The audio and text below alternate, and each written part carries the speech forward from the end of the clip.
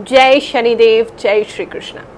मेरे प्यारे बच्चों, पितृपक्ष जो है वो प्रारंभ हो रहा है। सितंबर 29 से 14 अक्टूबर तक पितृपक्ष रहेगा। श्राद्ध में बहुत से लोग कह सकते हैं कि ये बहुत गलत समय होता है, अच्छा समय नहीं होता है, कोई अच्छी चीज़ नहीं करनी चाहिए, लेकिन इसका वास्तविक अर्थ क्या है और इस समय में हमारे जो पितृ हैं वो हमसे क्या कहना चाहते हैं, क्या कम्युनिकेट करना चाहते हैं, वो इस राशिफल के माध्यम से आपकी राशि अनुसार आज मैं आपको बताने वाली हूँ। So let's get started.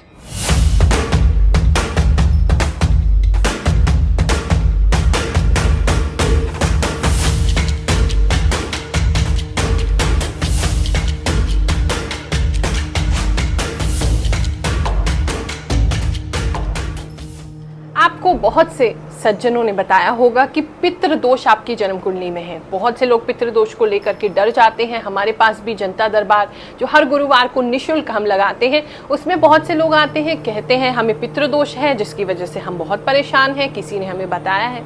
लेकिन पहले समझो आखिर ये पितृ होते क्या है। आपके जो पूर्वज थे, यानी कि आपके दादा, नाना, परदादा, परनाना, ये जितने भी आपके पूर्वज थे, ये सभी जब इनकी मृत्यु हो जाती है तो हम इन्हें पितृ मानते हैं, ये भगवान के पास चले गए। लेकिन अगर किसी की आत्मा जो है वो अतृप्त रहेगी तो ऐसा हो सकता है कि वो आपसे कुछ कहने का प्रयास करें, आपको कुछ बताने का प्रयास करें, अपनी इच्छा को पूरा कराने का प्रयास करें। लेकिन किसी भी केस में ये हो ही नहीं सकता कि आपके जो पितृ हैं, आप ही के जो पूर्वज हैं, आपके जो परनाना, परदादा हैं, वो आपको किसी प्रकार से क्षति पहुंचाए, क्योंकि आप उन्हीं का तो वंशज हैं, आप उन्हीं का तो खून है। वो कैसे चाहेंगे कि उनका ही परिवार उनके श्राप से तबाह हो जाए? ऐसा वो बिल्कुल भी नहीं करते हैं। हाँ, कई बार हमसे कम्युनिकेट करने की कोशिश करते हैं, हमसे संपर्क साधने की कोशिश करते हैं, कुछ संकेत देते हैं जिसके वजह से वो अतृप्त हैं, जिनसे उनकी अभी मुक्ति नहीं हुई है। और उनकी मुक्ति हेतु अगर आप जो कदम उठाने चाहिए उसको उठा लेते हैं, उनकी मुक्ति हो जाती है, उनका आशीर्वाद सदा हमें मिलता रहता है। लेकिन ऐसा बहुत कम होता है। ऐसा नहीं कि हर किसी के घर में पितृ हैं और वो पितृ आपको परेशान ही कर रहे हैं। कुछ लक्षण ऐसे देखे गए हैं जहां पर पितृ दोष मान सकते हैं। अगर आपके घर में बहुत समय से, मतलब जेनरेशंस बाद भी कोई एक समस्या चली आ रही है, मान लीजिए किसी के घर में बहुत सारे लोग हैं जिनकी शादी नहीं हो रही है, कई सारी ऐसी पीढ़ियां गुजर गई उसमें शादी नहीं हो रही है, बहुत अविवाहित लोगों की संख्या बढ़ती जा रही है, तो ऐसे में मानते हैं आपके जो पितृ हैं वो कहीं ना कहीं किसी एक की इच्छा पूरी नहीं हुई है, आपको संकेत दे रहे हैं, उनकी इच्छा आपको पूरी करनी चाहिए ताकि इस दोष से आप मुक्त हो सकें। कुछ लोगों के यहाँ जो वंश है वो वंश आगे नहीं बढ़ता है, बहुत जनरेशन्स हो गई हैं, लेकिन बड़ी दिक्कत आती है वंश वृद्धि करने में, पुत्र संतान प्राप्ति में। ऐसे में भी कई बार देखा गया कि पितृ दोष घर में होता है या आपके कुल में लगा हुआ है। ऐसे में बहुत सिंपल से कुछ चीज़ें हैं, आप बिल्कुल कर सकते हैं। अगर आपको पता चल जाता है कि आपके कोई पितृ हैं, अतृप्त हैं, उनकी इच्छाएं पूरी नहीं हो पाई हैं, उनकी आत्मा जो है उसको मुक्ति नहीं मिली है, तो श्रीमद् भागवत महापुराण इसका पाठ आप रखवाएं, कथा रखवा सकते हैं। उनके नाम से अवश्य ही उनकी मुक्ति। बड़ी रोचक सी एक कथा बताती हूँ। एक बार भागवत कथा हम कर रहे थे एक मंदिर में, किसी ने भागवत कथा का आयोजन कराया था, बहुत लोग आए, बहुत भीड़ थी। अब उस मंदिर के बाहर एक पीपल का पेड़ था। अब कथा जब होती है तो वहाँ एक बांस रखा जाता है जिसमें 7 गांठें तो होनी ही चाहिए। अब 7 गांठों वाला बांस रखा गया। हमने कथा पढ़ी पहले दिन, दूसरे दिन, और लोगों ने आकर के बताया कि गुरुमा ऐसा चमत्कार हमने आज तक कभी नहीं देखा।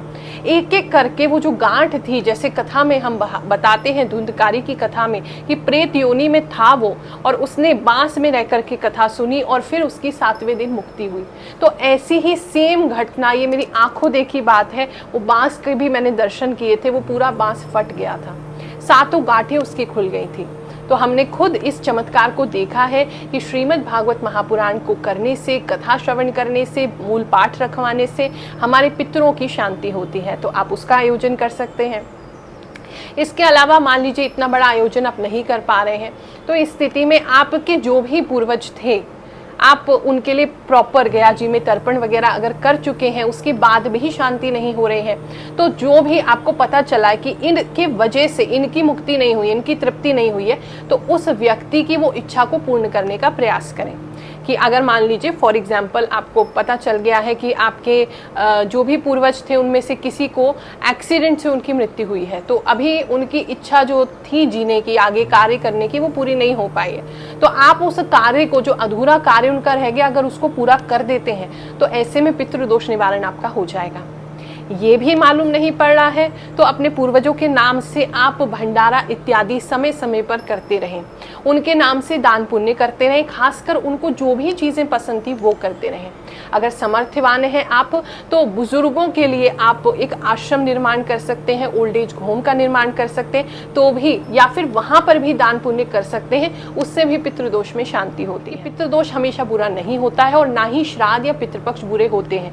बहुत से लोग ऐसा समझते हैं कि श्राद्ध में कोई कार्य नहीं करें, इसलिए नहीं करें कि आप डर गए हैं या कोई समय बुरा आया है इसलिए आप अच्छा काम नहीं कर रहे हैं। आप जो गुजर गए हैं, आपके माता पिता हो सकते हैं, आपके दादा दादी, नाना नानी, पर दादा, पर नाना, या कोई भी आपका प्रियजन गुजर गया, उनकी याद में ये 15 दिन आप निकालें। तो अब उनको याद आ रही है आपको, आप उनकी याद में व्याकुल हैं और आप उनकी याद में आपका मन जो है वो भर गया है, तो क्या आपका मन करेगा कुछ नई चीज़ खरीदने का, कोई अच्छी चीज़ खरीदने का, कोई अच्छी चीज़ पहनने का? तो इसलिए श्राद्ध में कोई नए कपड़े नहीं पहनते हैं, नए घर में नहीं जाते हैं, नए घर को खरीदते नहीं हैं, नए वाहन को खरीदते नहीं हैं, शादी ब्याह की बातें नहीं करते। इस कारण, ना कि ऐसा है कि आपको इमरजेंसी में अगर कुछ करना ही पड़ गया तो उसमें कोई दोष लग जाएगा। वो दोनों चीज़ों को बहुत क्लियर करके चलें। अगर कोई इमरजेंसी है, आपको कोई शुभ कार्य करना ही है और पॉसिबल ही नहीं है कि वो टाला जा सके, तो बिल्कुल चिंता मत करिए, आपको आपके पितरों का आशीर्वाद मिलेगा। उनको याद करिए। इस समय में जब भी उनको याद करते हैं ना, वो ज़रूर सुनते हैं।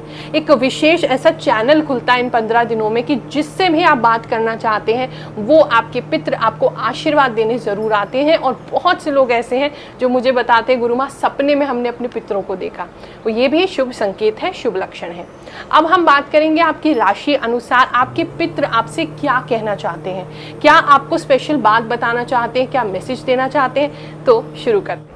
वृश्चिक राशि वालों, आपके कुल में, आपके पितरों में कोई बहुत ही ज़्यादा ज्ञानी दिखाई दे रहे हैं और उनका आशीर्वाद आपके पूरे घर पे, आपके पूरी जनरेशन पे होता हुआ दिखाई दे रहा है। तो ये तो बहुत ही सौभाग्य की बात है कि कोई ऐसे व्यक्ति थे जो बहुत ही ज्ञानी, महाज्ञानी थे, जिन्होंने काफ़ी धर्म के प्रति कार्य किया, समाज के प्रति कार्य किया। उनका आशीर्वाद विशेष आपको हमेशा मिलता रहेगा। उनके शुभ कर्म भी हमेशा बुराई में, जब भी आपको ज़रूरत होगी उस समय में आपकी रक्षा करने को आएंगे। इस समय में, इस पितृपक्ष में कुछ खाने की चीज़ें आपको अपने पितरों के नाम से ज़रूर बांटनी चाहिए। उनकी इच्छा है कि वो आपको कुछ से प्राप्त करें आपसे, तो आप लोगों के बीच में, और खासकर गौ माता को आप डेली 15 के 15 दिन कुछ ना कुछ ज़रूर खिलाइएगा पितरों के नाम का। आपको विशेष कृपा मिलेगी। जो लोग अंधकार से गुजर रहे हैं, जिन लोगों को ऐसा लग रहा है जीवन में कोई रोशनी नहीं है, कुछ समझ में नहीं आ रहा, उनको भी इन 15 दिनों में रोशनी की एक किरण जरूर मिलेगी।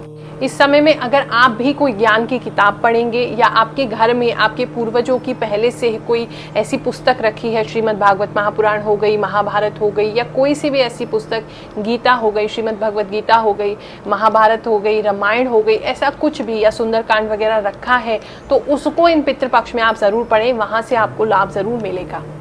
साथ ही आपके घर में दिखाई दे रहा है कोई ऐसा व्यक्ति दोबारा जन्म ज़रूर लेगा, जो कि जैसे मैंने बताया कि बहुत ज्ञानी कोई व्यक्ति है, वो आप ही के कुल में दोबारा जन्म लेंगे आगे कार्य करने के लिए। ये भी पूरी संभावना बनी हुई है। मुझे अच्छा लगा यार, मुझे एक रास्ता मिल गया, एक प्लेटफॉर्म मिल गया मुझे। जो मैं भटक रहा था, वह मैं बहुत ज़्यादा भटक रहा था, रास्ता दिखाई नहीं दे रहा था, ऊपर वाले ने मुझे रास्ता दिखा दिया, मैं आ गया। सबसे बड़ी बात है कि 1 रुपए की लागत नहीं लगती, यहाँ कुछ मांगते नहीं है चढ़ावा, कुछ देना नहीं पड़ता है। और गुरु माँ जो सेवा कर रहे हैं बिल्कुल फ्री में, इतना टाइम देती है, सुबह से बैठे हुए शाम तक लोगों को टाइम देना, ये बहुत बड़ी बात है। और सबसे बड़ी बात है, आजकल लोग पैसे के लिए काम करते हैं, 1 रुपया नहीं देना, 1 पैसे नहीं चढ़ाना, और उसके बाद समस्या को इतना आराम से सुनना। जिस प्रकार से बताया है, अपने पितरों की शांति के लिए, पितृदोष की शांति के लिए बिना घबराए, बिना डरे आप ये सब कार्य करें। आपके पितरों का आशीर्वाद हमेशा आपको मिलेगा, क्योंकि पितृ तो हमारे ही हैं। तो हमारे ही जो लोग हैं वो हमें कैसे श्राप दे सकते हैं, वो तो हमेशा हमें आशीर्वाद ही देते हैं।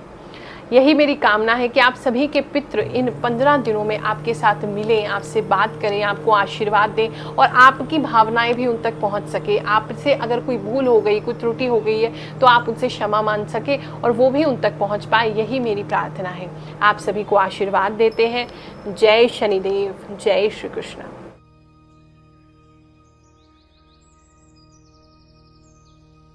Oh